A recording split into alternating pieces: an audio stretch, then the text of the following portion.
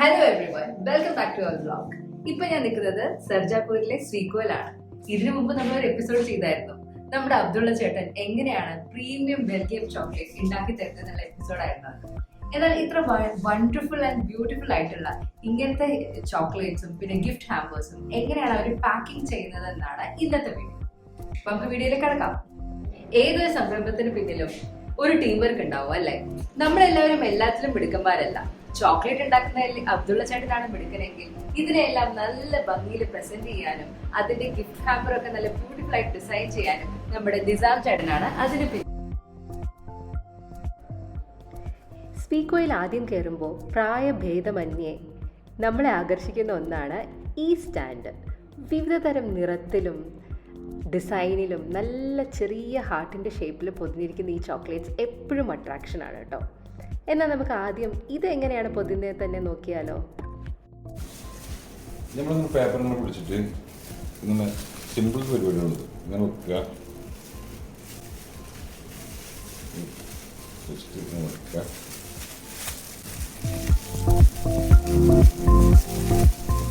അബ്ദുള്ള ചേട്ടൻ പറഞ്ഞ പോലെ ഇത് വളരെ സിമ്പിൾ ആണല്ലോ. നമ്മുടെ ജാവ പോലെ തന്നെ സിമ്പിൾ ആൻഡ് പവർഫുൾ ആണ് കേട്ടോ ഇത്.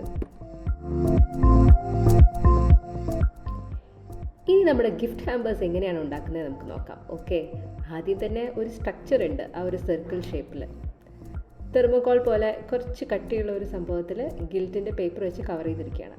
അതിനുശേഷം ഗ്ലൂ ഗൺ ഉപയോഗിച്ച് ഓരോരോ ലെയർ ആയിട്ടുള്ള ഡിഫറെൻറ്റ് ടൈപ്സ് ഓഫ് ചോക്ലേറ്റ്സ് ഇങ്ങനെ ഒട്ടിച്ചൊട്ടിച്ച് കൊണ്ടുവരണം. നല്ലൊരു പേഷ്യൻസ് വേണ്ട ഒരു പണിയാണ് കേട്ടോ ഇത്. അപ്പോൾ ഇത് ഞങ്ങൾ ഇതിങ്ങനെ സെറ്റ് ആക്കിയിട്ടുണ്ട്. ഇനി ഇതിമേ ഫിക്സ് ചെയ്യണം. ഈ ബാസ്ക്കറ്റിൽ ഫിക്സ് ചെയ്യണം. ഇത് ഫിക്സ് ചെയ്തതിന് ശേഷം ഇനി ഇത് വെച്ചിട്ട് പൊതിയണം. അത് പൊതിഞ്ഞതിന് ശേഷം പിന്നെ ഇവിടെ റിബണും ഫ്ലവറും വെച്ചിട്ട് ഡെക്കറേറ്റ് ചെയ്യും.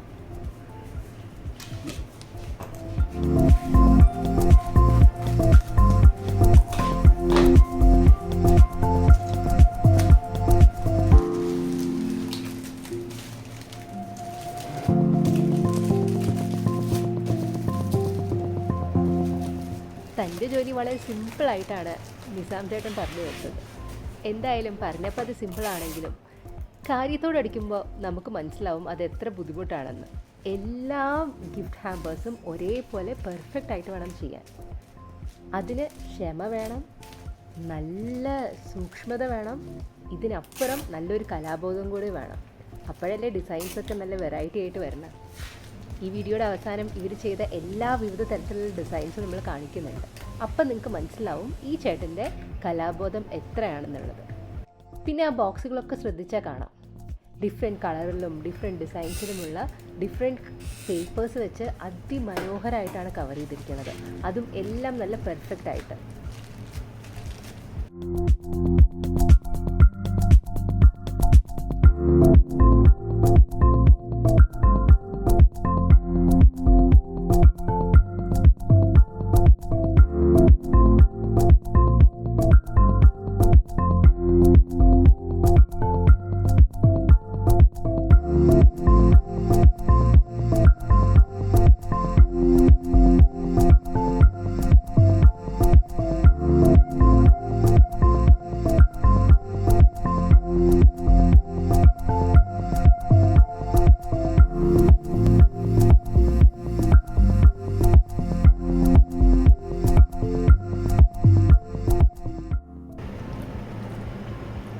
അടിപൊളി.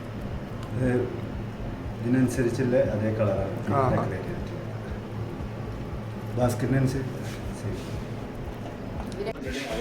ഇതിലെ ഡിഫറെന്റ് കളർ പേപ്പർ കവർ കൊണ്ട് കവർ ചെയ്തിരിക്കുന്നത് ഡിഫറെന്റ് വെറൈറ്റി ഓഫ് ചോക്ലേറ്റ് ആണ് കേട്ടോ. അപ്പോൾ ഓർഡർ കൊടുക്കുമ്പോൾ ഡിസൈനും പിന്നെ ഏതൊക്കെ ചോക്ലേറ്റിന് വെറൈറ്റി എത്ര വേണമെന്ന് പറഞ്ഞിട്ടുണ്ടെങ്കിൽ അതനുസരിച്ച് തന്നെ അവർ നമുക്ക് പാക്ക് ചെയ്ത് തരും. ചോക്ലേറ്റിന്റെ പ്രൈസ് വരുന്നുണ്ട്. പിന്നെ ഒരു മൊത്തം ഒരു 300-350 രൂപ ഈ ചെറിയ ബോക്സ്. പിന്നെ നമ്മളെ ഇതിന്റെ പ്രൈസ് വേറെ വരും, അതിന്റെ ഇൻക്ലൂഡ് ഉണ്ടാവും. ഇങ്ങനെയൊക്കെ വളരെ 350 രൂപ വരും. മെയിനായിട്ട് നിങ്ങളുടെ കസ്റ്റമേഴ്സ് ആരാണ്? ഇങ്ങനെ ഗിഫ്റ്റിന് വേണ്ടിയാണോ എടുക്കണേ, അതോ നമുക്ക് സ്വന്തമായിട്ട്, അതോ എന്തെങ്കിലും ഫംഗ്ഷൻസിന് വേണ്ടിയാണോ എടുക്കണേ? ഫംഗ്ഷൻ അധികം ബർത്ത്ഡേ അതേമാതിരി കല്യാണ പാർട്ടികളൊക്കെ വരുന്നുണ്ട് ആളുകൾ.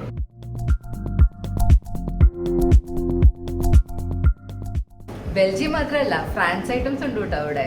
ഇതിനകത്ത് ഒരു ക്രിസ്പി ആയിട്ടുള്ള സംഭവം ഉണ്ട്. അത് ഫ്രാൻസിൽ നിന്ന് ഇമ്പോർട്ട് ചെയ്ത് കൊണ്ടുവരുന്ന സംഭവമാണ്. എന്തായാലും ഒന്ന് കഴിച്ചു നോക്കാവേ.